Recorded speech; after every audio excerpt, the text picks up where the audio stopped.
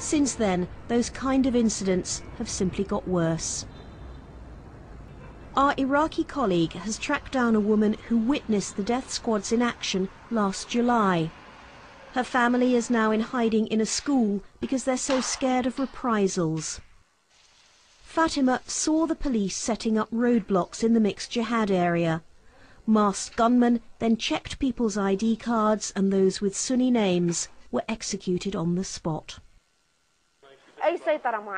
Yes, there were policemen there, but they didn't have any authority.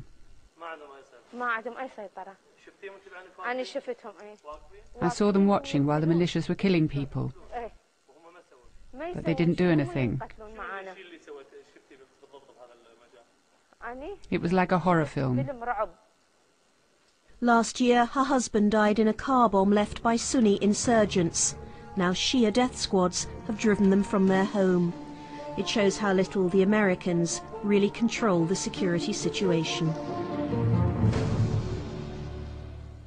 I'm Alex Thompson in Afghanistan. 5 years on from America's invasion, what's gone wrong? British troops overstretched and under fire. Hundreds of schools closed by a resurgent Taliban. The opium trade booming. Join me from Monday for a week of news from Afghanistan.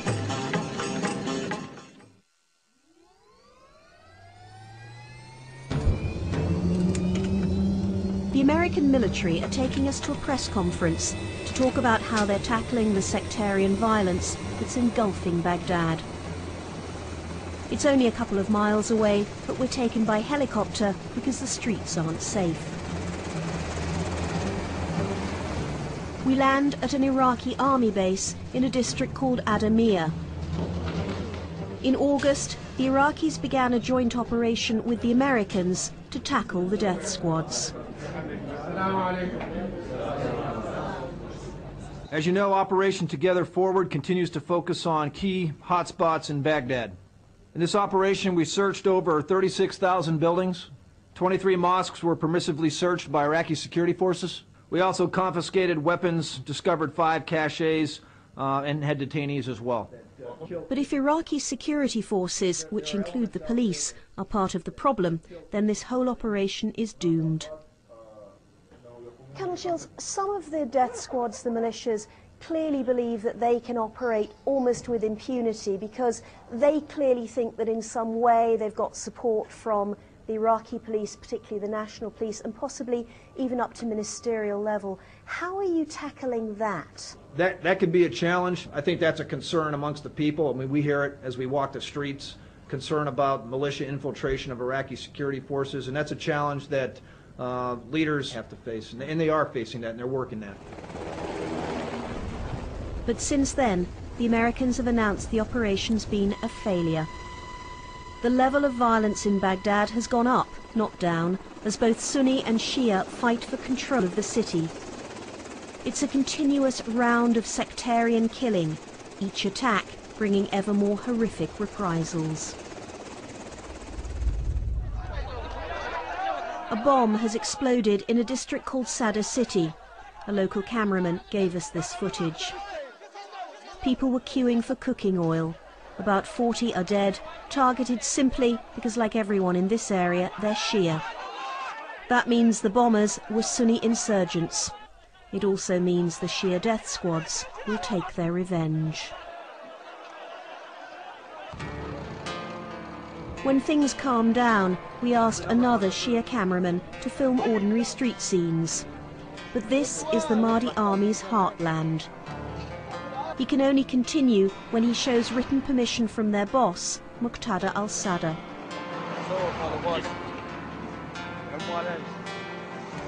The cleric, Muqtada al-Sadr, is omnipresent here, just as Saddam was when this area was called Saddam City before the invasion. Members of the al-Sadr family were murdered by the old Sunni regime. But in this new Iraq, the Shia, who are 60% of the population, are tasting power for the first time. A key ally of Muqtada is the health minister, and so many of Muqtada's men, his Mahdi army, are officially employed to guard the hospitals. They've become very dangerous places. One of the videos we were given showed what happened to 10 Sunnis who visited a relative in hospital. The police locked them in a freight container.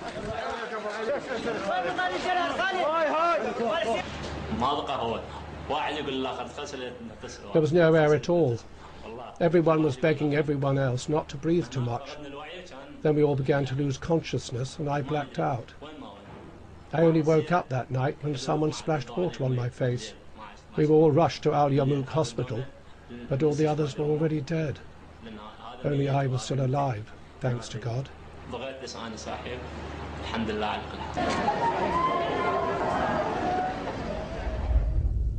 We've been in touch with an Iraqi doctors' organisation to see if they can find anyone who'll talk to us about what's happening in the hospitals. And we've just had 2 heartbreaking emails back. The first is from a doctor who says he can't take the risk because he's got 2 young children. And I'm going to read you what he goes on to say. He says, "I never in my life felt so frightened. I'm writing to you crying with tears. They've gone on a wild rampage now, killing doctors. A professor, a good colleague, was killed yesterday. Only a week ago, another consultant was kidnapped from the car park, not far from the hospital guards, tortured and killed." And another doctor, a woman, wrote to us, "Thanks for this great offer to unveil the truth, but I can't take this risk.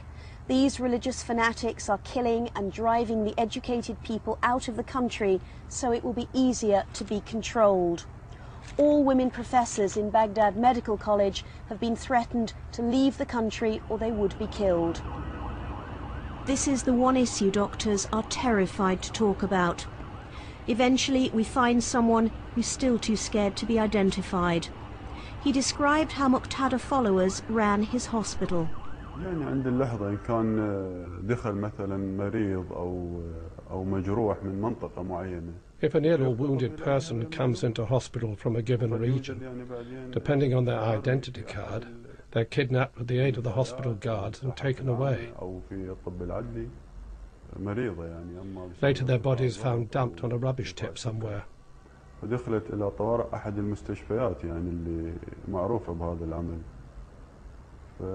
Once there was an older ill woman. She had either high blood pressure or diabetes. She was rushed into the hospital, which was well known for treating these things. In the ER, once it became known she was someone's wife, a sheikh who headed a tribe, a member of the hospital guards killed her on the spot.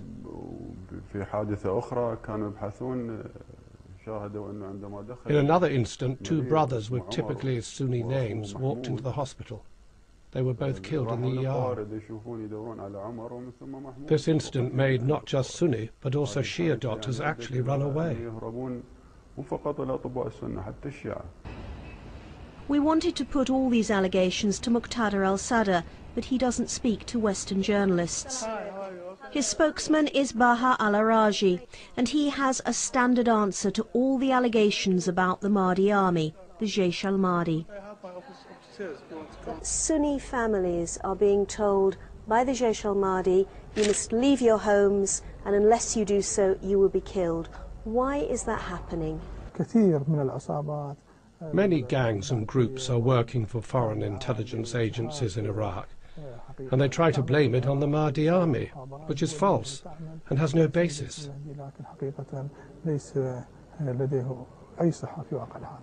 But the stories are absolutely consistent. Every single day we hear it is the Jaish al-Mahdi. They kidnap people, they torture people, they kill people. They say to people, they tell people who they are. They turn up in uniforms, they turn up with their guns. There's no question that they are the Jaish al-Mahdi doing this. The fact that they wear uniforms doesn't mean they are the Mahdi army. Everyone knows that criminals don't reveal their true identity.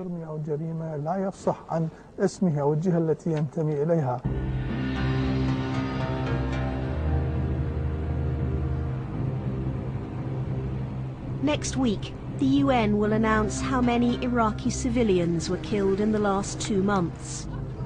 No one expects things will have got any better. October was also the worst month for American casualties in 2 years, and that's only increased the pressure on George Bush to pull the troops out. But the price for an early withdrawal is leaving the future of Iraq to be shaped by those who put religious division above national unity. It would mean those who stand accused of supporting and running the death squads would then be running Iraq.